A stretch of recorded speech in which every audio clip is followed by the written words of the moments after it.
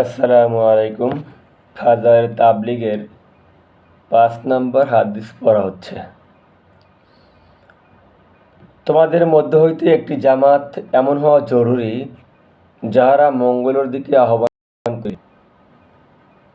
তোমাদের মধ্যে হইতে একটি জামাত এমন হওয়া জরুরি, যাহারা মঙ্গলের দিকে আহ্বান করিবে, সৎ কাজে আদেশ করিবে ও অসৎ কাজে নিষেধ করিবে, তাহারাই পূর্ণ কামিয়াব হবে।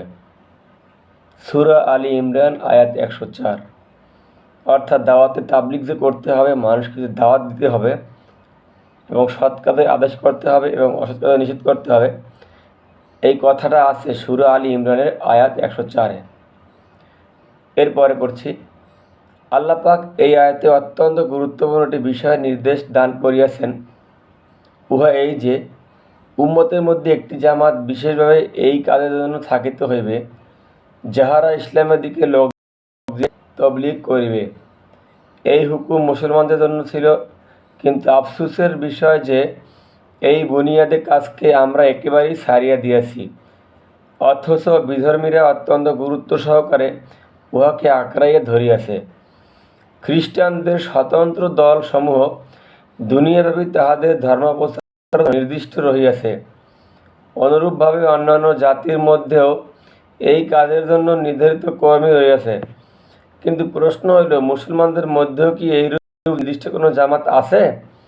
ইহার উত্তরে নাই, না বলিলেও আছে, বলাও মুশকিল। বরং কোনো জামাত বা ব্যক্তি যদি এই কাজের জন্য দাঁড়ায়ও, তবে সাহায্য ও সহযোগিতার পরিবর্তে তাহাদের বিরুদ্ধে নানা ধরনের প্রশ্ন উঠাইয়া এমন চাপ সৃষ্টি করা হয় যে তাদেরকে এক পর্যায়ে তাদেরকে বসাইয়া ফেলানো হলায়, একবার নিশ্চুপ করিয়া ফেলায়। তারা আর কোনো কাজের দিকে সামনে আগাইতে পারে না, লাস্টে তারা ক্লান্ত হইয়া বসিয়া পড়ে।